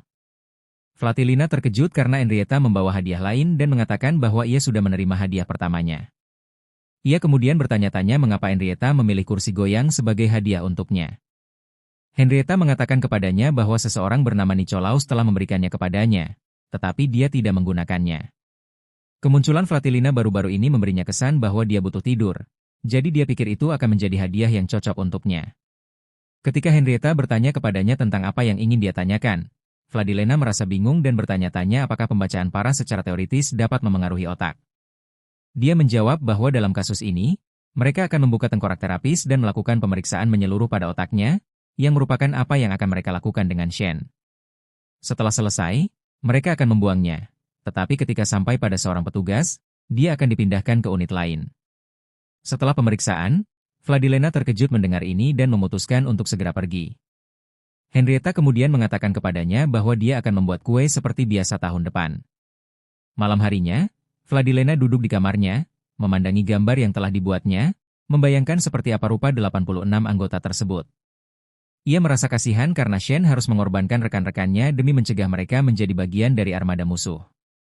Setelah itu, ia menemui Jerome dan menceritakan apa yang terjadi di pertempuran terakhir. Jerome bertanya berapa banyak kendaraan yang tersisa, dan Flatilina menjawab bahwa tersisa 16 anggota 86. Ia kemudian memberikan saran yang mungkin dapat mengurangi jumlah korban jiwa dengan menggunakan mortir militer dan mendukung pasukan 86. Ia mengatakan bahwa mortir tersebut perlu diisi ulang setelah ditembakkan dan mortir tersebut berada di tengah ladang ranjau, sehingga penggaliannya sangat berisiko. Ia menambahkan bahwa ia tidak berniat melakukan hal ini untuk 86 anggota karena mereka bisa saja tergantikan. Berbeda dengan tentara negara, Vladilena merasa marah atas ketidakpeduliannya terhadap nyawa 86 anggota dan perlakuannya terhadap mereka sebagai sampah. Ketika ia mencoba menolak dan mengatakan bahwa mereka adalah manusia seperti mereka dan sedang menderita di medan perang, ia mengatakan bahwa ia telah memperingatkannya sebelumnya untuk tidak terlibat dengan mereka. Ia kemudian memberinya laporan dan mengatakan bahwa ia bermaksud menugaskan mereka untuk menghancurkan pangkalan armada yang sedang dibangun di dekat daerah mereka. Ia terkejut bahwa ia bermaksud melibatkan mereka dalam pertempuran lain sebelum memberikan kompensasi kepada mereka yang telah hilang dan mengatakan kepadanya bahwa mereka membutuhkan pengganti seperti halnya dengan unit lain. Ia mengatakan kepadanya bahwa jika pangkalan itu tidak dihancurkan sebelum selesai, yang pertama menderita adalah anggota 86 sendiri dan bahwa ia harus membuat mereka melaksanakan misi jika ia ingin menyelamatkan mereka. Vladilena terpaksa pasrah dengan situasi saat itu dan memberitahu Shen tentang misi tersebut. Ia meminta maaf karena tidak bisa membuat mereka menunggu sampai pengganti bagi mereka yang telah gugur dapat disediakan. Shen mengatakan bahwa mereka sudah tahu tentang pangkalan armada dan Shen yakin itu hanyalah jebakan. Vladilena terkejut Shen setuju menyerang pangkalan itu meskipun tahu itu jebakan. Kemudian ia merasa frustrasi karena gagal mendapatkan izin untuk menggunakan mortir. Mereka mengatakan bahwa mereka belum pernah melihatnya digunakan sebelumnya dan mereka memang tidak berencana untuk mengandalkannya sejak awal. Sebelum mengakhiri panggilan, ia terkejut ketika Shen bertanya apakah ia sedang menderita sesuatu setelah menyadari ketegangan dalam suaranya. Shen kemudian memintanya untuk istirahat dan menyarankan agar ia makan permen untuk menghilangkan stresnya. Vladilena tersenyum dan mengatakan bahwa Shen tiba-tiba berbicara seperti saudaranya, dan ia ingat Shen memberinya setengah batang coklat ketika keadaan memburuk. Shen bertanya seperti apa ekspresi wajah Shen saat membicarakannya, dan Shen menjawab bahwa Shen tersenyum dan memiliki tatapan mata yang ramah. Tanpa disadari, Shen mengatakan bahwa waktu yang ia habiskan untuk berbicara dengannya tentang apapun sangat penting baginya. Shen langsung tersipu malu dan menutup telepon. Beberapa hari kemudian, Vladilena memutuskan untuk membantu 86 dengan mengizinkan pengiriman perbekalan melalui Tentara Republik. Ketika karyawan tersebut bertanya apa isi kotak itu, ia mengatakan bahwa kotak itu berisi amunisi khusus dan kemudian menyuapnya agar diam dan tidak bertanya lagi. Setelah itu, Vladilena kembali dan melihat beberapa orang sedang mempersiapkan festival revolusi yang akan datang. Ia akhirnya tersandung dan jatuh di depan mereka, yang membuatnya merasa malu. Maka ia segera meninggalkan tempat itu. Ia kembali ke kantornya dan menggunakan parareat untuk menghubungi 86. Setelah menyelesaikan pekerjaannya di malam hari, dalam perjalanan pulang, ia terkejut karena sudah ada perayaan festival revolusi. Semua orang berfoto bersama dan menyalakan kembang api di langit. Ia ingat Karina pernah berkata bahwa mereka tidak membutuhkannya untuk apapun dan tidak akan ada yang berubah jika mereka tidak memiliki pemimpin unit. Ia juga bertanya-tanya apakah mencoba melawan kegilaan itu selagi ia ada di sana akan mengalihkan perhatian mereka. Vladilena pun bertanya-tanya apakah mereka terus-menerus terganggu oleh suara-suara rekan hantu mereka. Kemudian, pikirannya terganggu oleh suara seorang anak yang kesakitan setelah jatuh ke tanah. Ia juga ingat Karina pernah berkata bahwa orang-orang seperti mereka harus selalu mendengarkan jeritan kematian dan cara terbaik bagi mereka untuk mati adalah ketika kendaraan itu meledak bersama mereka. Saat ia mendengarkan penderitaan para anggota 86, ia melihat semua orang di sekitarnya merayakan dan melanjutkan hidup seolah-olah tidak ada penderitaan di dunia ini. Ia pulang ke rumah dan menghubungi mereka melalui parareat, tetapi terkejut karena Shen tidak ada di sana. Raiden mengatakan bahwa ia lelah dan tidur lebih awal. Jadi ia bertanya-tanya apakah ia lelah karena suara-suara hantu yang didengarnya. Teoto mengatakan bahwa ia tidak dapat membantu mereka dengan itu dan bahwa mereka terkadang merasa lelah karena berada di sektor itu. Ia mengatakan kepada mereka bahwa ia tahu betul bahwa ketegangan meningkat di antara mereka dengan meningkatnya jumlah kematian setelah setiap pertempuran dan bahwa mereka belum diberi anggota baru sejak ia mengambil alih komando. Ia memutuskan untuk mempercepatnya dan meminta mereka untuk bertahan sedikit lebih lama. Keesokan harinya, Vladilena menemui Jerome dan mengatakan bahwa ia tidak bisa menunggu lebih lama lagi dan Jerome harus memberikan 86 anggota baru untuk mengganti kerugian. Saat Vladilena hendak memohon, Jerome mengatakan bahwa rencana pasokan untuk Teater Timur telah selesai dan memintanya untuk terus bertugas sampai pasokan tiba. Vladilena merasa lega karena akhirnya mereka akan mendapatkan dukungan. Sementara itu, Jero mengingatkannya tentang tanggal festival revolusi dan bahwa ia harus memilih pakaian yang tepat untuk mewakili keluarganya sebaik mungkin selama upacara. Ketika tiba saatnya upacara, Flatilina memilih gaun hitam gelap dan berhasil membuat para pria enggan mengajaknya berdansa. Ketika Henrietta tiba, ia langsung terkejut melihatnya dan mengatakan bahwa ia tampak seperti sedang berduka. Saat mereka berbincang, Henrietta terkejut ketika melihat salah satu pria yang sebelumnya ingin berkencan dengannya hadir di upacara pesta dan segera melarikan diri sebelum menyadari kehadirannya. Kemudian Flatilina menerima telepon kejutan dari Shen. Ia mengira ada yang tidak beres, tetapi Shen mengatakan bahwa ia terpikir untuk meneleponnya padahal ia tidak menelepon di waktu biasanya. Shen juga ingin memberitahu Flatilina bahwa kiriman amunisi telah tiba dan menyampaikan rasa terima kasihnya karena telah memberi mereka kesempatan untuk merayakan festival dengan kembang api. Flatilina mengatakan bahwa ia yakin kembang api akan terlihat lebih indah di langit daerah mereka. Kemudian Flatilina ingin berjanji bahwa mereka akan menonton kembang api bersama suatu hari nanti setelah Shen meninggalkan militer. Flatilina berharap teman-teman Shen bisa melihat kembang api itu sebelum mereka meninggal. Shen mengatakan bahwa ia yakin mereka sekarang bersyukur. Anju akhirnya bisa menangis karena ia adalah salah satu orang yang menyimpan perasaannya di dalam. Shen mengungkapkan kebahagiaannya karena Anju masih mengingat Shuri karena Shen tidak bisa mengingatnya.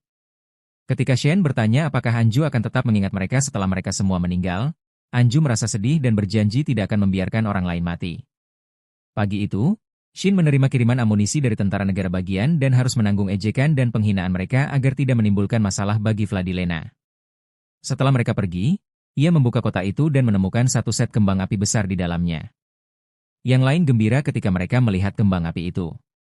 Sementara Karina merasa marah dan berpikir untuk memberitahu Vladilena agar berhenti mendekati mereka karena situasinya telah meningkat dan ia sekarang mengirimi mereka hadiah. Ia pikir akan lebih baik bagi semua orang jika mereka menyuruhnya berhenti berkomunikasi dengan mereka karena yang lain diam tentang tidak memberitahunya. Anju ingat apa yang dikatakan KAI bahwa ia bukan orang jahat, tetapi mereka tidak boleh terlibat dengannya dan ia menduga bahwa inilah mengapa Shen dan Riden tidak memberitahunya tentang hal itu karena mereka pikir itu mungkin menyakitinya. Sementara ia berpikir, Karina ingin memastikan Anju baik-baik saja karena ia belum pernah mandi dengan gadis lain sebelumnya. Anju mengatakan kepadanya bahwa ia tidak keberatan sekarang. Kemudian ia ingat dia mengungkapkan kekagumannya pada rambutnya ketika mereka pertama kali bertemu. Meskipun ia tahu alasan sebenarnya mengapa ia memanjangkan rambutnya, Karina kemudian teringat saat pertama kali ia melihat Shen menidurkan salah satu rekan mereka. Dan ia merasa sedih. Ia bertanya-tanya siapa yang akan menidurkannya dengan belas kasihan ketika gilirannya tiba. Setelah itu, mereka bertempur melawan armada musuh sebanyak 86 kali. Dan ketika Flatilina memperingatkan mereka tentang keberadaan artileri jarak jauh, Shen terkejut dengan kemungkinan berhadapan dengan hantu saudaranya dalam pertempuran. Namun Flatilina memutuskan untuk memerintahkan mereka mundur dan tidak mengambil risiko menghadapi kendaraan super. Setelah 86 orang itu berhasil melarikan diri, Flatilina berjanji kepada mereka bahwa mereka akan mendapatkan anggota baru sesegera mungkin sehingga mereka dapat bertempur dengan nyaman tanpa khawatir kekurangan tentara. Ia tidak dapat menahan amarahnya karena sang jenderal telah memberitahunya bahwa permintaan mereka akan persediaan telah disetujui. Shen ingin berkonsultasi dengan rekan-rekannya sebelum menyampaikan apa yang ingin ia katakan. Dan ketika ia mendapatkan persetujuan mereka, ia menyuruhnya untuk berhenti membantu mereka karena tidak ada yang akan berubah sekeras apapun ia mencoba. Tentara tidak akan mengirim pengganti agar mereka bisa dibasmi habis-habisan, yang merupakan rencana awal negaranya. Flatilina tidak bisa memahami apa yang dikatakan Haruto. Maka, Haruto mengatakan kepadanya bahwa mereka akan mengirim pasukan baru setelah mereka semua tewas karena mereka telah menerima kiriman kendaraan baru. Raiden menambahkan bahwa tentara tidak akan membiarkan mereka bertahan hidup. Dan Teoto merekrut mereka hanya selama 5 tahun hanyalah kebohongan agar mereka dapat dengan mudah melenyapkan mereka. Kemudian mereka mengatakan kepadanya bahwa tentara sengaja melakukan ini karena mereka tidak ingin penduduk sektor 86 menyebabkan revolusi. Jadi mereka menganggap diri mereka pintar karena berhasil bertahan hidup sampai sekarang dan sisanya menganggap mereka pahlawan karena mereka masih berjuang meskipun tahu nasib mereka yang tak terelakkan. Flatilina menyadari kengerian dari kenyataan bahwa mereka dipaksa untuk berjuang sampai yang terakhir dari mereka tewas dan bahwa sektor 86 hanyalah pembantaian besar-besaran. Karina mengatakan kepadanya bahwa tidak seorang pun yang pergi berperang pernah kembali dan bahwa mereka tidak diizinkan meninggalkan camp. Dia bertanya kepada mereka mengapa mereka memilih untuk terus berjuang meskipun semua ini dan mengapa mereka tidak berpikir untuk melarikan diri atau membalas dendam pada Republik. Raiden mengatakan kepadanya bahwa balas dendam tidaklah sulit, karena yang harus mereka lakukan hanyalah duduk dan membiarkan armada menyerbu perbatasan negara, tetapi mereka juga akan berakhir mati. Dia kemudian mengatakan kepadanya bahwa dia menolak untuk melakukannya karena seorang wanita tua dari Alba telah melindunginya di Sektor 9 ketika dia berusia 12 tahun. Dan Shen dibesarkan oleh seorang pendeta dari Alba, yang merupakan salah satu dari mereka yang menolak untuk menyerahkan tanah mereka dan akhirnya dikirim ke kamp. Dia menambahkan bahwa beberapa dari mereka memiliki darah Alba dan masing-masing dari mereka memiliki izin dengan ras ini. Tetapi meskipun sebagian besar Alba hanyalah sekelompok sampah, ada orang baik di antara mereka yang membela mereka sebaik mungkin. Jadi mereka masing-masing memutuskan untuk menempuh jalan mereka sendiri dan memilih untuk mati berjuang selama nasib mereka adalah kematian.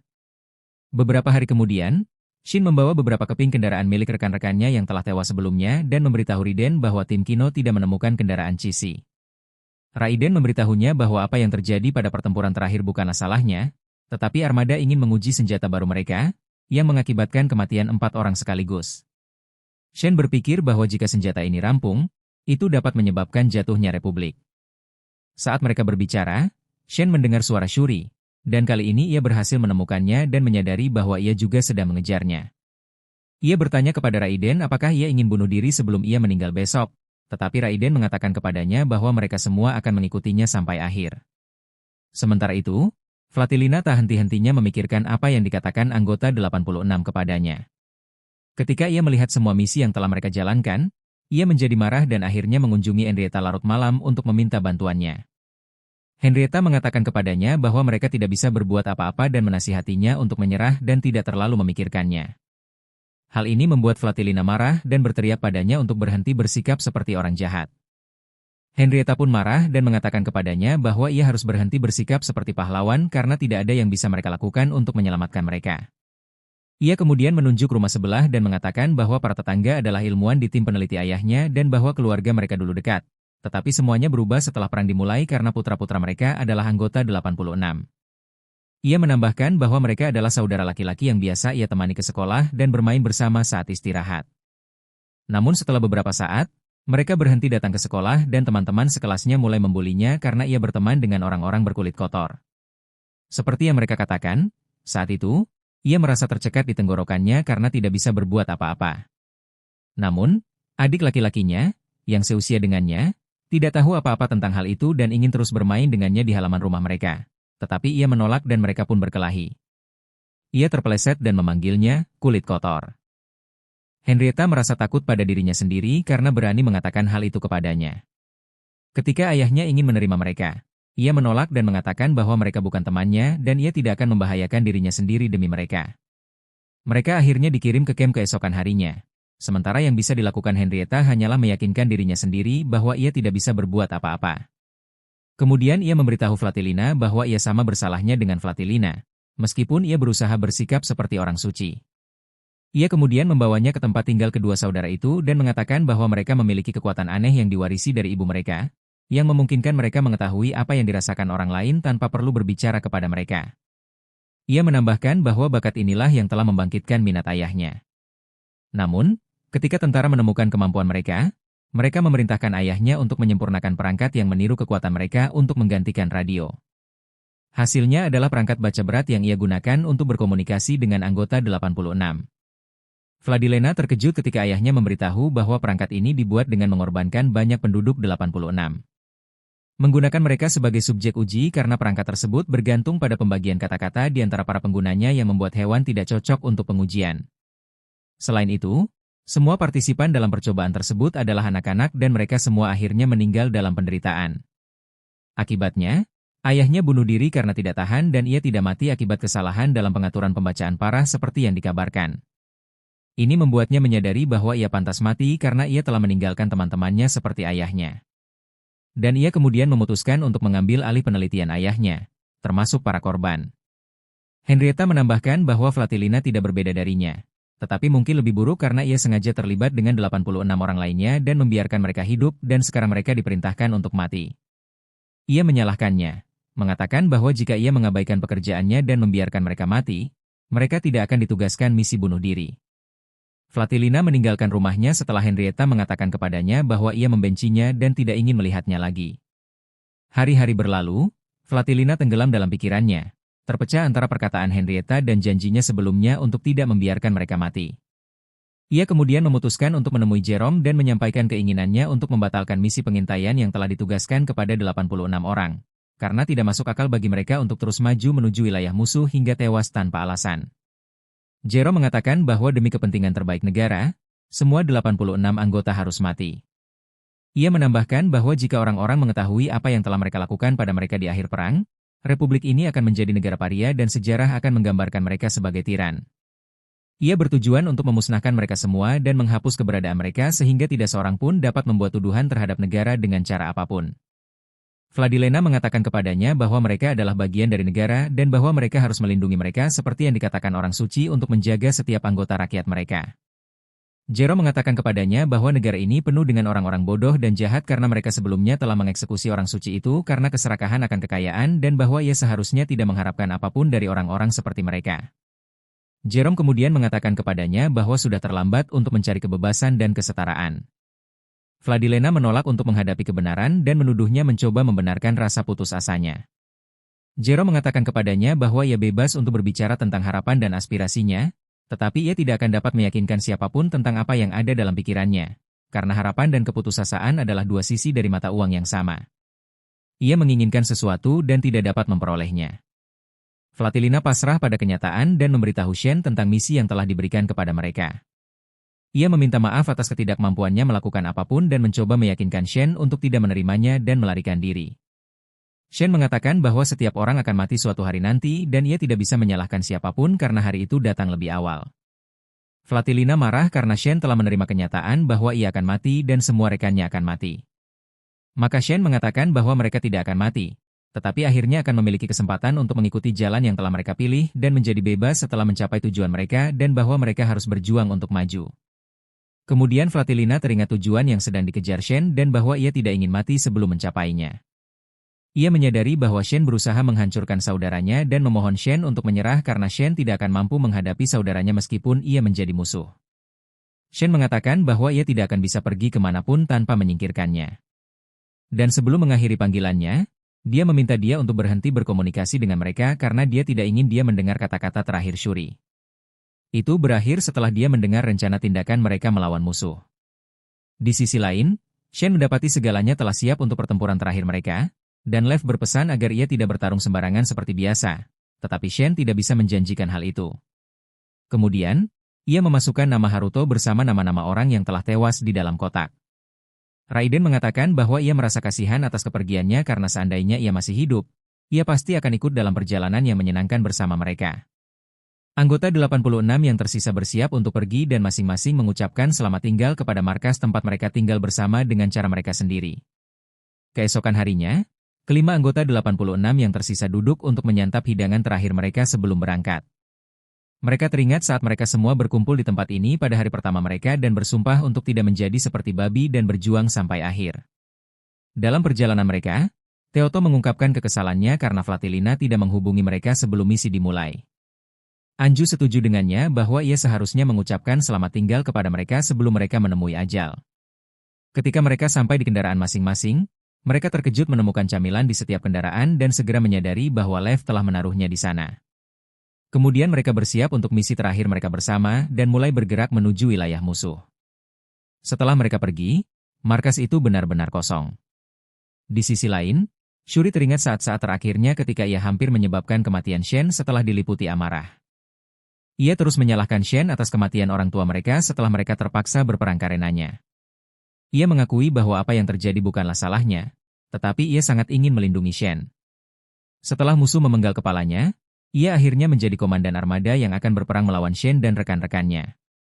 Ia kemudian menyadari bahwa apapun yang ia lakukan, ia tidak akan mampu melindungi adiknya, jadi ia akan memastikan kematiannya agar mereka dapat tetap bersama selamanya. Ia mulai bergerak menuju kendaraan para anggota 86. Para anggota 86 menyadari bahwa mereka akan menghadapi semua kendaraan musuh setelah melihat pasukan besar mereka bergerak ke arah mereka dan mendengar suara hantu semakin keras. Shen senang ketika menemukan saudaranya di antara mereka dan memerintahkan pasukannya untuk terus maju dan mencoba bersembunyi di hutan sampai ia mengalahkan mereka. Raiden menolak untuk melaksanakan perintahnya dan memutuskan untuk terus maju bersamanya dan tidak membiarkannya mati. Kemudian pasukan musuh menyerang lebih dulu dan Shen bergegas ke arah mereka dengan antusias untuk menangkap Shuri. Ketika bentrokan antara kedua belah pihak dimulai, mereka menyadari bahwa musuh mencoba memisahkan mereka dari Shen dan bahwa mereka tidak bertempur dengan cara biasa. Raiden menyadari bahwa ini adalah pekerjaan Shuri, yang ingin menghabiskan waktu dengan adiknya. Shen terkejut bahwa pelurunya tidak berpengaruh pada kendaraan musuh dan ia segera menyadari bahwa Shuri ingin dia sedekat mungkin dengannya sehingga ia bisa menghabisinya dengan tangannya sendiri sementara yang lain berusaha sekuat tenaga untuk mengurangi jumlah musuh. Tetapi jumlah mereka terus bertambah. Kemudian mereka terkejut melihat rudal membentuk sayap di langit sebelum menghujani kepala mereka seperti hujan. Tiba-tiba, Raiden merasa ada yang ingin membagi penglihatannya. Dan ketika ia menyadari Vladilena sedang berkomunikasi dengan mereka di tengah pertempuran, ia marah dan mengatakan bahwa hal itu dapat menyebabkan kebutaannya karena mereka akan berhadapan dengan senjata yang tidak diizinkan untuk digunakannya.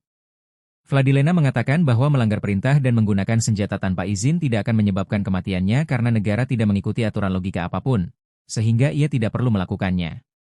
Raiden tertawa terbahak-bahak ketika Vladilena mengatakan bahwa ia melakukannya bukan untuk mereka, tetapi karena Republik akan berada dalam bahaya jika musuh menerobos barisan mereka. Ketika Vladilena bertanya tentang Shen, ia mengatakan bahwa ia telah pergi untuk melawan saudaranya. Sementara itu, Shen berhasil menyelinap ke kendaraan Shuri hingga ia berdiri tepat di depannya. Ia kemudian memutuskan untuk memanipulasinya dengan bergerak cepat di antara pepohonan di hutan agar tidak memberinya pandangan yang jelas. Ketika saatnya tiba, Shen berhasil melompat ke arahnya dan menyebabkan kerusakan serius pada kendaraannya. Namun, ia terkejut ketika mendapati kendaraan itu menembakkan senjata lengket ke arahnya, dan Shuri berhasil menangkapnya dan melemparkannya jauh. Di sisi lain, anggota 86 melihat musuh tiba-tiba mundur dan merasa lega karena mereka tidak perlu menghadapi musuh sebanyak itu. Namun, mereka langsung terkejut ketika melihat kendaraan Shen terguling dan Shuri sedang menuju ke arahnya untuk menghabisinya. Vladilena meminta Karina untuk mengirimkan koordinat musuh kepadanya. Sebagai imbalannya, ia diizinkan menyerang mereka dengan gelombang target. Ia hampir menolak permintaan Shen untuk sesaat, tetapi memutuskan untuk mempercayainya demi menyelamatkan Shen. Di sisi lain, Shuri senang karena ia hampir bertemu kembali dengan saudaranya dan memutuskan untuk menyingkirkan tubuh manusianya terlebih dahulu, tetapi ia mendapati rekan-rekannya maju ke arahnya, melawan sisa pengikutnya. Jadi, ia memutuskan untuk menyingkirkan mereka sendiri. Namun, ia terkejut oleh sebuah rudal yang tiba-tiba mendarat dengan kecepatan penuh ke arahnya.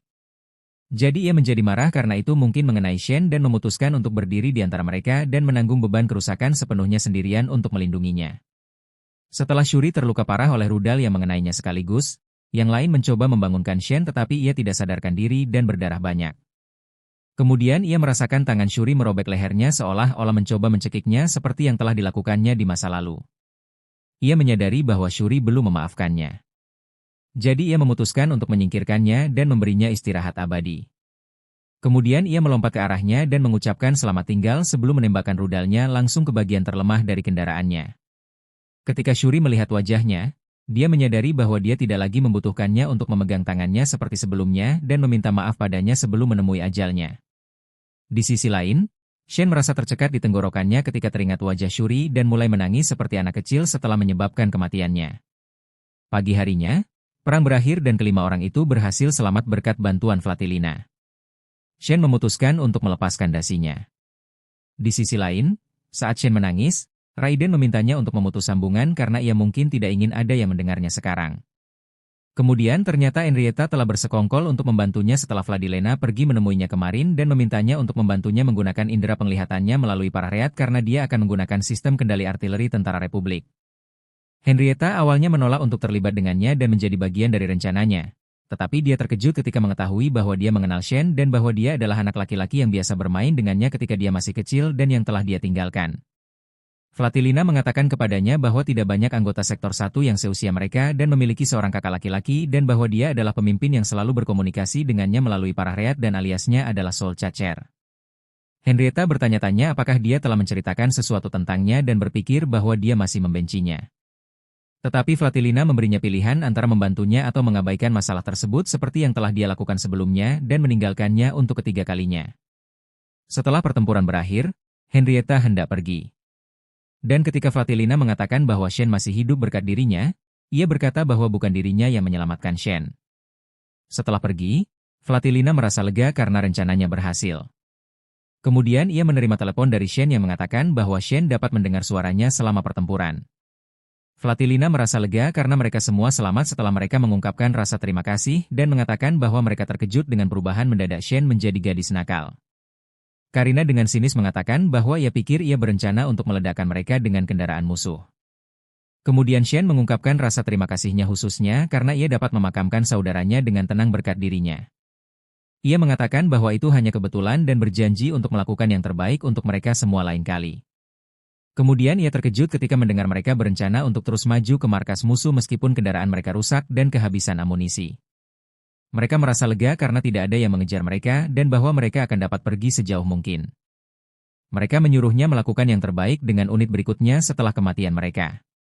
Kemudian Flatilina bergegas keluar dari markasnya sementara para anggota 86 mengobrol dalam perjalanan menuju kematian mereka. Flatilina terus berlari secepat mungkin hingga ia mendengar bahwa mereka telah mencapai perbatasan Republik dan merasa senang karena akhirnya berhasil keluar dari 86. Flatilina berhenti berlari karena kelelahan dan mulai menangis. Kemudian ia mendapati Shen mengatakan kepadanya bahwa mereka akan terus bergerak maju sebelum komunikasi di antara mereka terputus dan kendaraan mereka menghilang dari satelit. Para anggota 86 berhasil keluar dari sektor mereka dan melihat pemandangan baru yang belum pernah mereka lihat sebelumnya.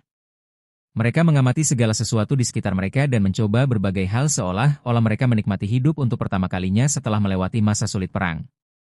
Setelah beberapa hari, mereka akhirnya berdiri di dekat pantai dan mendapati bahwa mereka tidak dapat menyeberangi laut dengan kendaraan mereka dan mereka tidak terbiasa dengan daerah tempat mereka berada saat itu. Pada saat itu, Shen bertanya-tanya apakah mereka harus terus bergerak maju. Mereka memutuskan untuk beristirahat sejenak setelah bebas untuk bersenang-senang, lalu menghabiskan sepanjang hari di dekat laut. Keesokan harinya, Raiden merasa seolah-olah mereka adalah orang terakhir yang hidup di dunia. Jadi, Shen dengan sarkastis mengatakan bahwa dia tidak pernah membayangkan seseorang seperti dia bisa romantis. Kemudian, Shen berpikir bahwa rekan-rekan mereka yang telah pergi sebelum mereka mungkin tidak mati dan merasa bahwa mereka hanya menghilang. Ketika Raiden bertanya kepadanya berapa banyak mereka, dia mengatakan kepadanya bahwa ada 576, termasuk Shuri. Kemudian, Raiden terkejut menemukan bahwa dia telah mengukir namanya menggunakan anak anjing robot mereka. Kemudian, dia bertanya-tanya seberapa jauh dia dapat membawa mereka bersamanya, dan dia menjawab bahwa ada batasan jumlah hari mereka dapat melanjutkan tanpa persediaan. Ketika Raiden bertanya kepadanya apakah Flatilina telah bertanya kepadanya sebelumnya apa yang ingin dia lakukan setelah menyelesaikan tugasnya, dia menjawab bahwa dia belum memikirkannya sebelumnya. Setelah itu, mereka berlima duduk untuk makan bersama, lalu memutuskan untuk menuju ke kota dekat mereka, yang merupakan kota di Kekaisaran Lama. Mereka terus menjelajahi kota yang terbengkalai itu, dan Shen berpikir bahwa mereka semua berasal dari kota yang berbeda pada awalnya dan jika bukan karena perang, mereka tidak akan pernah bertemu. Raiden bertanya kepadanya apakah kota itu membawa kembali kenangan, dan dia mengatakan kepadanya bahwa orang tuanya lahir di sana, tetapi dia tidak pernah mengunjungi kota itu dan tidak mengingat orang tuanya. Tiba-tiba, dia berhenti di dekat terowongan gelap dan hendak memasukinya. Tetapi Raiden menangkapnya dan menyuruhnya untuk tidak melarikan diri. Shen mengatakan kepadanya bahwa mereka berada di wilayah musuh dan wajar jika suara mereka terus bergema di kepalanya, tetapi itu tidak terlalu buruk selama mereka tidak harus bertarung. Di malam hari, Anju dan Karina menikmati waktu mereka mandi air hangat sementara yang lain duduk mendengarkan omong kosong mereka. Setelah itu, Karina duduk merenungkan Shen saat dia tidur, merasa bahagia, sementara Raiden mengatakan kepada mereka bahwa dia banyak tertawa akhir-akhir ini. Yang lain memperhatikan bahwa dia menjadi lebih baik dan membuat lelucon saat berbicara, dan mereka menafsirkan ini sebagai dia merasa damai setelah mencapai tujuannya. Sementara Raiden merasa bahwa dia tidak lagi memiliki apa-apa, keesokan harinya mereka terkejut menemukannya hilang ketika mereka bangun. Mereka menemukan bahwa dia telah meninggalkan kendaraannya di Parahreat, tetapi telah membawa senjatanya bersamanya. Mereka mencarinya di seluruh kota yang ditinggalkan sampai mereka menemukannya di kebun binatang. Raiden terkejut ketika melihatnya menuju salah satu kendaraan musuh, jadi dia bergegas ke arahnya dan memberitahu Shen bahwa tidak perlu khawatir karena kendaraan itu rusak dan tidak bisa bergerak. Dia menambahkan bahwa dia melihat kendaraan itu perlahan mendekati mereka dan tampaknya bukan dari unit pengintaian. Dia bermaksud mengabaikannya, tetapi dia merasa seolah-olah seseorang di dalam kendaraan itu telah memanggilnya sejak kemarin. Dia mendekati kendaraan itu dan mendengar hantu di dalam mengatakan bahwa dia ingin pulang. Shen mengeluarkan senjatanya dan memutuskan untuk memberi mantan rekannya kematian yang penuh belas kasihan dengan satu peluru. Dia kemudian bertanya kepada Raiden apakah ada negara yang selamat selain Republik. Dan Raiden mengatakan kepadanya bahwa ada tempat-tempat di luar perbatasan lama yang tidak dapat dijangkau musuh.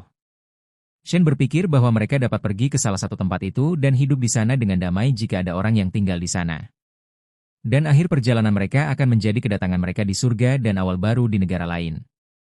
Itu teringat masa lalu ketika Shen sedang memperbaiki beberapa kerusakan pada kendaraannya dan menemukan Shen sedang menatapnya. Ini adalah pertemuan pertama mereka dan Shen menyadari bahwa dialah satu-satunya yang selamat setelah kematian kaumnya, dan robot itu dalam keadaan yang menyedihkan. Shen kemudian memutuskan untuk membawanya bersamanya sampai mereka kembali ke markas pasukan. Ketika dia kembali, dia menemukan sebuah delegasi dari tentara negara bagian, menunjuk anggota baru ke sektor tersebut untuk bertarung bersamanya. Sementara mereka memperlakukan yang lain dengan hina, Shen mendekati salah satu dari mereka dan berpura-pura menyerangnya, lalu mengambil paku dari tanah dan melemparkannya ke dinding, yang menyebabkan kejutan di antara yang lain dan robot juga. Sejak saat itu, robot itu telah tinggal bersama mereka, mendengarkan cerita mereka dan berbagi momen mereka di dalam markas sampai Lev memutuskan untuk mengirimnya dengan anggota pasukan terakhir yang tersisa dan memintanya untuk menjaga mereka tetap aman. Wajah terakhir yang dilihatnya adalah wajah sahabat karibnya, Shen, sebelum ia diledakkan oleh salah satu rudal musuh, yang melancarkan serangan dahsyat terhadap 86 anggota terakhir yang masih hidup. Karina tersadar kembali di dalam kendaraannya yang hancur dan mendapati rekan-rekannya masih bertempur dengan sekuat tenaga. Beberapa dari mereka terpaksa bertempur dengan pistol setelah kendaraan kehabisan amunisi. Saat Shen sedang bertempur melawan kendaraan musuh, ia terkejut melihat robot itu menerima pukulan keras, bukan dirinya, membuatnya tak bisa bergerak. Keesokan harinya, setelah pertempuran berakhir, Shen memeriksa robot itu dan menemukan bahwa ia tidak akan dapat membawanya lebih jauh lagi setelah benar-benar rusak. Ia memutuskan untuk mengambil sepotong robot itu dan mengukir namanya di atasnya untuk mengabadikan ingatannya bersama dengan semua orang yang telah meninggal. Ia kemudian memberitahu Riden bahwa ia tidak berpikir mereka dapat melanjutkan lebih jauh lagi karena kendaraannya adalah satu-satunya yang masih bisa bergerak dan mereka tidak memiliki banyak makanan atau amunisi yang tersisa. Mereka memutuskan untuk bergantian mengemudikan kendaraan Shen. Karina memutuskan untuk mengemudikan kendaraannya terlebih dahulu karena ia adalah orang pertama yang menabrakkan kendaraannya dan tidak kelelahan seperti yang lain. Mereka sepakat bahwa mereka akan menyerahkan pertempuran kepada siapapun yang mengemudi ketika kendaraan musuh muncul kapan saja. Setelah itu, mereka melanjutkan perjalanan. Kemudian Shen menyadari bahwa cuaca sedang berubah, jadi ia meminta Karina untuk menuju sebuah gua di lereng. Mereka akhirnya berlindung dari hujan lebat di dalamnya, siap bertempur jika mereka menyadari kehadiran musuh. Keesokan harinya, mereka melanjutkan perjalanan setelah hujan berhenti dan menyadari bahwa mereka mendekati markas musuh setelah memperhatikan bahwa jumlah kendaraan meningkat. Seiring berjalannya waktu, mereka akhirnya menuju ke sebuah sekolah di desa yang ditinggalkan. Dan itu adalah pertama kalinya Karina melihat seperti apa sekolah itu. Dia memutuskan bahwa mereka harus tinggal di sana untuk malam itu dan yang lainnya setuju. Ketika dia memasuki kelas, dia menatap apa yang tertulis di papan tulis sementara Anju berperan sebagai guru dan yang lainnya berperan sebagai siswa, yang membuat Karina senang dan membuatnya merasa seperti seorang siswa. Di malam hari, mereka menggunakan kayu dari meja dan buku untuk menyalakan api untuk kehangatan di malam hari, dan mereka semua duduk di sekitar api mengobrol. Keesokan harinya, mereka mendapati bahwa mereka hanya punya cukup makanan untuk bertahan hidup 1 hari lagi, jadi mereka memutuskan untuk melanjutkan perjalanan dengan Anju di depan. Mereka berakhir di jalan buntu, jadi mereka berpikir untuk memanjat dinding batu, tetapi Shen menyuruhnya mencari jalan lain. Saat Anju mengemudikan kendaraan, Shen memutuskan untuk mengambil alih karena ia bosan dan semua orang setuju dengannya. Mereka bosan karena tidak ada yang bisa dilakukan selain merenungkan pemandangan alam. Setelah Shen memegang kemudi, mereka terkejut ketika Shen melepaskan kendaraan dari trailer, menariknya, lalu menghancurkan sebagian dinding untuk memisahkan dirinya dari mereka sehingga mereka tidak bisa menyusulnya. Ia mengatakan kepada mereka bahwa menurut kesepakatan mereka sebelumnya, siapapun yang memegang kemudi akan menjadi orang yang melawan musuh. Raiden menyadari bahwa ia telah merasakan kehadiran musuh sebelumnya, jadi ia ingin memimpin untuk melawan mereka sendiri. Ia mengatakan kepada mereka bahwa ada musuh yang tidak dapat dihindari dan bahwa ia tidak punya pilihan selain melawan. Ia meminta mereka untuk terus maju karena akan sulit bagi musuh untuk menemukan mereka di hutan. Sisanya mencoba melewati penghalang yang telah ia buat, tetapi sia-sia. Mereka marah karena ia telah mengambil keputusan sendiri untuk menjadi umpan demi memberi mereka waktu untuk melarikan diri. Tiba-tiba, komunikasi di antara mereka terputus dan Shen akhirnya bertempur sendirian dalam pertempuran mematikan melawan pasukan musuh. Malam harinya, sisa rombongan bersiap dengan membawa senjata dan entah bagaimana menuju ke medan perang. Sementara itu, Shen menderita luka parah setelah terkena rudal bergemuruh dari meriam. Saat itu, ia mulai mendengar suara seseorang yang dikenalnya, bersumpah untuk menghancurkan siapapun yang mencoba menyakiti putrinya. Kemudian, Shen melihat sebuah kendaraan besar menuju ke arahnya dan menyadari bahwa mereka mengejarnya setelah kendaraannya berhenti bekerja. Ketika sisanya tiba, mereka mulai menembaki kendaraan yang tersisa dan mencoba memberitahunya untuk tidak menyerah, tetapi ia berada di ambang kematian. Seiring berjalannya waktu, anggota 86 mulai berjatuhan satu persatu di bawah serangan roket hingga hanya Shen yang tersisa. Bertanya-tanya nama apa yang akan ia panggil setelah menjadi bagian dari armada musuh, seperti yang terjadi pada Shuri. Di sisi lain, Flatilina tiba di sektor 86. Sesampainya di markas, Lev memberitahu bahwa mereka telah pergi dan membawa robot itu. Ketika ditanya mengapa Flatilina datang, meskipun sedang diskors dari pekerjaannya, ia mengatakan ingin mengunjungi garis depan karena sekarang ia punya waktu luang. Kemudian, ia mengetahui bahwa sekelompok anggota sektor 86 lainnya telah dikirim untuk menemui aja mereka setelah Shen dan rekan-rekannya pergi. Lev mengizinkan Flatilina melihat-lihat sesuka hatinya dan mengatakan bahwa ia telah lama memperhatikan anak-anak datang dan pergi. Tetapi baru kali ini ia melihat seorang komandan tentara negara bagian menginjakan kaki di sektor ini. Flatilina terkejut ketika mengamatinya lebih dekat dan menyadari bahwa ia berasal dari ras Alba. Sama seperti Flatilina, Lev juga mengatakan bahwa istrinya berasal dari sektor 86 dan ia harus mewarnai rambutnya agar bisa pergi bersama istrinya dan putrinya saat mereka dipindahkan ke sini. Dia akhirnya menjadi sukarelawan untuk dinas militer untuk memulihkan hak-hak sipil keluarganya, tetapi mereka segera menemui ajal di medan perang. Dia menambahkan bahwa ketika dia ditugaskan di sini, dia bertanya kepada Shen apakah ada yang melihat kendaraan musuh mencari orang yang keji yang gagal melindungi keluarganya, karena dia bermaksud pergi ke mereka dan menyebabkan kematiannya sendiri. Tetapi Shen mengatakan kepadanya bahwa tidak seorang pun mendengar seseorang memanggil namanya, yang membuatnya merasa lega bahwa istri dan putrinya telah meninggal dengan tenang, dan dia yakin bahwa dia akan bertemu mereka setelah kematiannya. Dia kemudian mengatakan bahwa dia telah mengatakan kepada anggota 86 berulang kali bahwa dia berasal dari ras Alba dan bahwa dia tidak akan keberatan jika salah satu dari mereka bunuh diri jika itu akan membuat mereka merasa lebih baik. Tetapi tidak ada dari mereka yang membunuhnya, yang membuatnya kehilangan kesempatan untuk mati dan dia meminta maaf kepada Flatilina karena menundanya karena ocehannya. Setelah itu, Flatilina pergi melihat-lihat markas dan menjadi akrab dengan bagaimana mereka menghabiskan waktu di tempat ini dan seperti apa kehidupan mereka. Kemudian dia melihat kucing yang dirawat Shen dan teman-temannya. Jadi dia mengikutinya sampai dia menemukannya bermain dengan salah satu laci meja. Ketika dia membukanya, dia menemukan bola berbentuk babi di dalamnya dan menyadari bahwa Shen ingin bermain. Ketika dia melihat apa yang ada di dalam laci, dia terkejut menemukan bahwa Shen telah menyimpan catatan misi yang telah mereka lakukan. Dan di dalamnya, dia menemukan kartun satir dirinya dengan pesan dari Raiden yang mengatakan bahwa dia akan terlihat bodoh jika dia repot-repot mencari catatan ini. Seolah-olah dia tahu dia akan datang kepada mereka.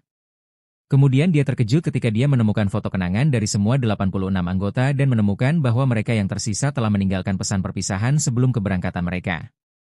Karina mempercayakannya untuk merawat kucing itu setelah kepergian mereka dan memintanya untuk memberinya nama yang lucu. Flatilina mulai menangis ketika membaca pesan Shen, yang memintanya untuk meninggalkan beberapa bunga untuk mereka ketika ia tiba di tempat yang mereka tuju suatu hari nanti. Saat itu, ia memutuskan untuk terus maju dan berjuang sampai mati agar pengorbanan mereka tidak sia-sia.